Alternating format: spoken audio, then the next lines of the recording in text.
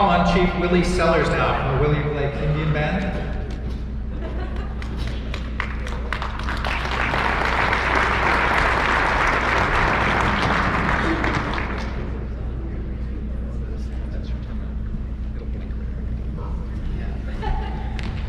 He said I only have 10 minutes, but I'm pretty sure that Chief Joe went a little bit over on that. So I'm going to follow suit, hopefully. It's tough. 10 minutes isn't a long time to cover a very important topic as specific as UNDRIP, as monumental as UNDRIP. Wake up, cook be Willie Sellers from West, Tekekal, Secwepemc. Hello, my name is Chief Willie Sellers from the WLIB Ec Indian Band of the Secwepemc Nation. I'd like to acknowledge the traditional territory of the Musqueam, Squamish, Tsleil-Waututh First Nation for allowing me to speak on their territories today.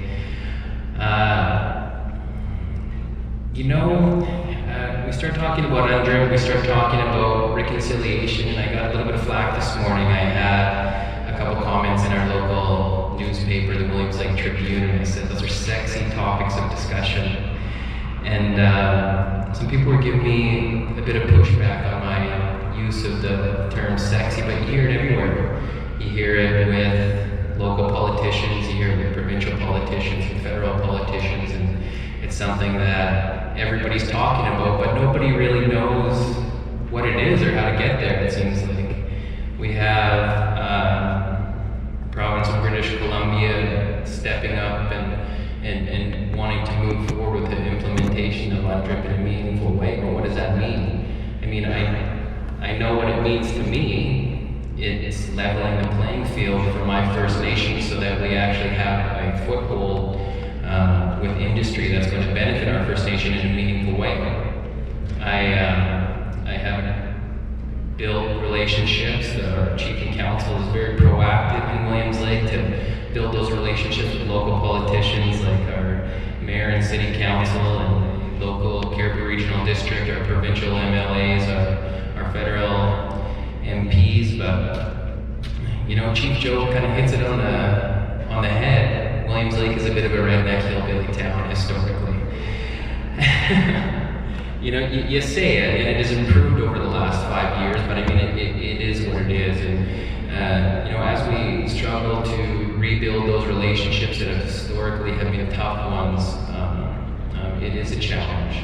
You sit with local politicians or you sit with provincial politicians, and like I had an MLA sit down with me the other day, for example.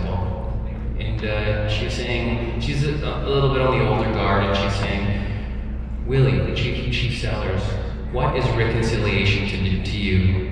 When is it going to be achieved? We paid you.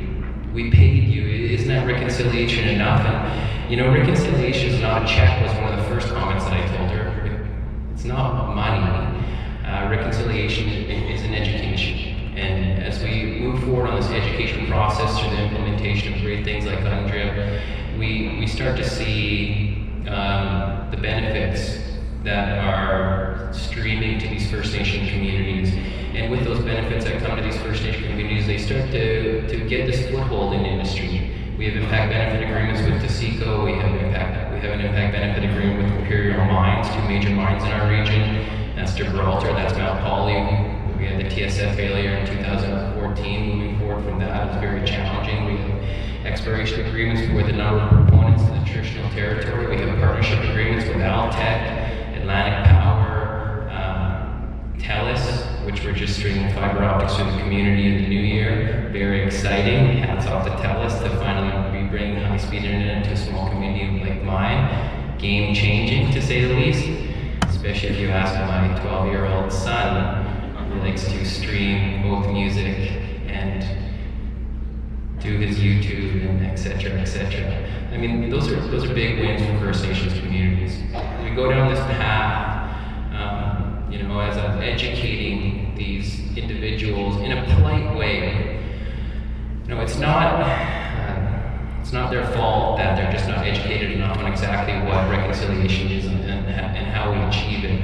As we go down this path to educate them, you start to get uptake from them and support from them as they start to realize exactly what it is and exactly what a First Nation community can do to your region if you work collaboratively together.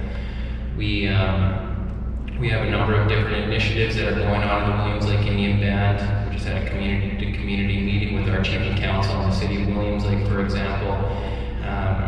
We sit down regularly with our local MLA, and those are challenging meetings. Those are tough meetings, but I mean, at least they're learning and they're trying and they're understanding the importance of that relationship. We have some great initiatives moving forward in regards to cannabis, for example. You know, and we made some splashes on the retail side, and as we move forward with our cultivation strategy, we have great support from our community, from our local city, for example, and our provincial government is stepping up, and we're, you know, on the brink of inking a government-to-government agreement known as a Section 119 that's going to be the first of its kind in Canada. And I mean, that's what reconciliation is. That's what the implementation of UNDRIP is giving us a chance to get a level playing field, to make sure that we're benefiting, that we're creating jobs for not only the members of the Williams Lake Indian Band, the local First Nations from our region, the City of Williams Lake, the local CRD. I mean, that's what it is. It's those collaborations. Education piece. We talk about, you know, when's it going to be achieved? My comment to that MLA was it's going to be generations from now. And you could tell by the look in her eyes and her response that she was a little bit taken aback from that. You know, it's not something to take lightly. I mean, it's going to take time. I mean, maybe that's too ambitious. I'm not sure. Maybe it's not ambitious enough to say that reconciliation is going to be achieved before generations from now. I mean, as we go down this path, I think Chief Joe had commented in his speech as well. You know, it's the small things as well as the big things. You look at the title case that they had won at the Supreme Court of Canada. You look at the specific claim that the Williams Lake Indian Band won over the city of Williams Lake. It's big, massive things like that that are changing the landscape of First Nations legally. And then you look at the small things. At the start of my speech, the acknowledgement of the territory of the First Nations. I mean, that might seem small, but I mean, that is a massive win for First Nations people, just something as little as acknowledging the territory. That didn't happen historically in Williams Lake, and it's starting to happen now. It's a big win for us. And we go and we present and we have our elder do a prayer, an opening song, and acknowledgement of the territory that allows our people to hold their heads high, be proud of being First Nation. I wrote a children's book in 2014. It's called Dip Knitting with Dad. You can get it on Amazon, Chapters. And we did a book tour. And we went to this one school. There was one First Nations girl in the school. And at the start of the presentation, you know, we would say, okay, I'm just a First Nation kid from the Williams Lake Indian Band, from the city of Williams Lake. And as soon as I finished that term, this small First Nation girl said, oh my God, I'm First Nation. She stood up and she was proud of who she was. And that was just from an acknowledgement of another First Nation being in the room, not something that she was used to. And I thought, you know, that was a very big learning tool for me. That was a learning tool, hopefully, for that school, and something that, you know, I bring with me every single place that I go. I mean, those are massive wins, like I said. The big wins and the little wins, but it's the education piece that's going to get us to the next level. We have a great group of industry leaders in this room, consultants who work with a number of First Nations communities, non-First Nations communities, but it's the messaging that you have at these tables through this network of people that is going to change the game for the future of this province, of this country, and the relationship between First Nations people and non-First Nations people. That dissension that has historically been there is challenging. And we can say, you know, we talk about the sexiness of reconciliation, of the implementation of UNDRIP, but that dissension is still there. I mean, I sat down with I'm not going to name names, I sat down with somebody before the Christmas break, actually. You know, we're talking about reserve land.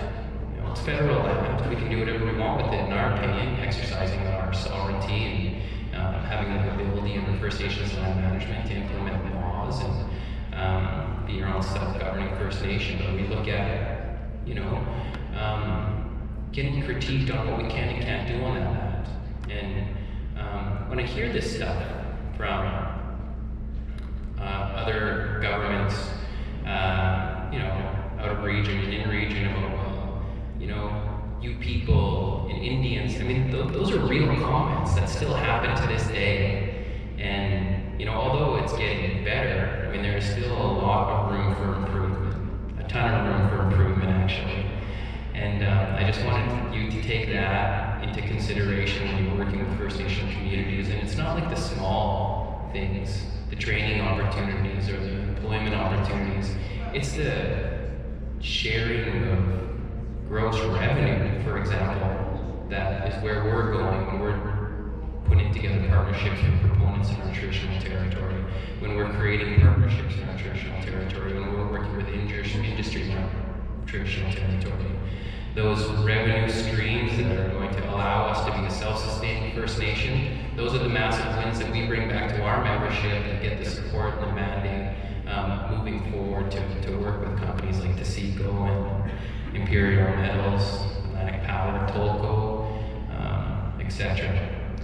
You know, we look at what reconciliation in UNDRIP is on like a grassroots level.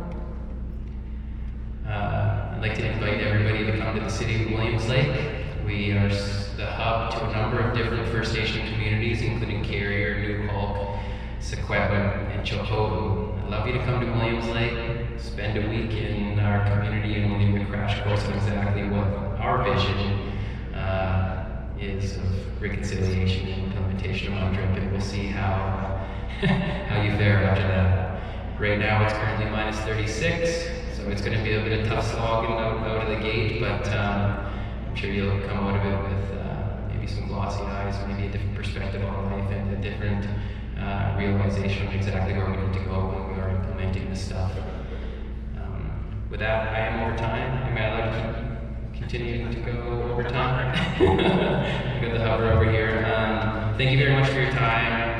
Really, I think the important piece of UNDRIP is having these sessions, which is good, which is positive, and I really appreciate you allowing the time to bring me here and allow me to speak. Thank you.